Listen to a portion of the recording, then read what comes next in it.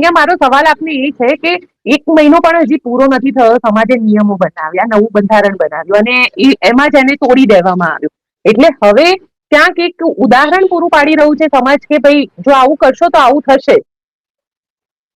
સમાજના લગભગ 90 થી 80-90% લોકો આ બંધારણને ક્યાંક 1-2% લોકોએ આવું બંધારણ ઉલ્લંઘન કરતા હોય. અત્યારે તો એક જ લોકોનું સામે આવ્યું છે, કારણ કે બધા સમાજના લોકો આ બંધારણને માન્ય રાખવા માટે બધા સહમત છે. અને ક્યાંય આ ઉલ્લંઘન થાય તો એનું ઉલ્લંઘનની સમાજની અમારી સમિતિ નિર્ણય લેશે, અને સમિતિ આજે નિર્ણય લીધો કે તમે ભાઈ આ રીતે કરશો તો સમાજ યોગ્ય નિર્ણય લેશે. આજે યોગ્ય નિર્ણય લઈ અને ગબ્બર ઠાકોર અને અર્જુન ઠાકોરને સમાજની બહાર કરવામાં આવ્યા છે. એટલે જે પણ લોકો આ નિયમોનું ઉલ્લંઘન કરશે તો એ સમિતિ જે પણ નિર્ણય લેશે એને શિરોમાન્ય આખી સમાજ રાખશે. કારણ કે વિક્રમ ઠાકોરે મંચ પરથી એવું કીધું હતું જ્યારે અહીંયા અલ્પેશ ઠાકોરે કાર્યક્રમ કર્યો હતો, અને તેમને કીધું હતું કે ડીજે વાળાનું વિચારવું જોઈએ, એમની રોજીરોટીનું વિચારવું જોઈએ. પણ જ્યારે 3 મહિના પહેલા જે નિયમો બનાવવામાં બધી જગ્યાએ મિટિંગો કરી અને રિવ્યુ લીધા હતા, ત્યારે તો કોઈ આ ઇસ્યુ નહોતો બન્યો. ત્યારે આ ડીજે વાળા જે કલાકારો છે એમને કહેવા આવવું જોઈએ કે ભાઈ આ ડીજે વાળું ચાલુ રાખો, તો ત્યારે તો કોઈ નહોતું કીધું.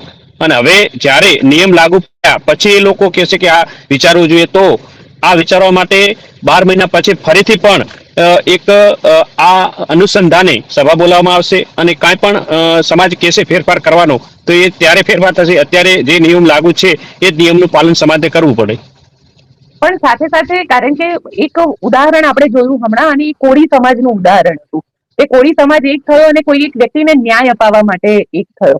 એ રીતે ઠાકોર સમાજ, કારણ કે ક્યાંક ઠાકોર સમાજથી પોતે ઘણા બધા એવા દૂષણો છે જેનાથી ઘેરાયેલો છે.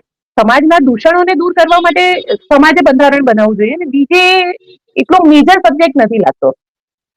પણ સમાજને અમારા મનને અમે ગણીએ તો જે સમાજના ઉત્થાન માટે અને જે વસ્તુથી આપણે પ્રસંગ કરી શકીએ એ બધા દૂષણો જ કહેવાય. એટલે આ પણ એક અમે એવી રીતે માનીએ કે આ જે નિયમો કર્યા છે એ નિયમોનું પાલન અને એ નિયમો આપણે પાળીએ અને એ નિયમ અનુસંધાન આપણે ચાલીએ તો સમાજને ઘણો બધો ફાયદો થશે. સમાજને ખૂબ બધું પરિવર્તન આવશે. જે ખોટા ખર્ચાઓ છે એ ખોટા ખર્ચાઓ બચાવવા માટે જ આ બધા નિયમો લાગુ કર્યા છે, અને સમાજને એક સાચી દિશા તરફ, શિક્ષણ તરફ પડવું જોઈએ. અને જે આમાં ખર્ચા કરે છે, શિક્ષણ પાછળ ખર્ચો કરશે તો સમાજનો 100% વિકાસ થશે.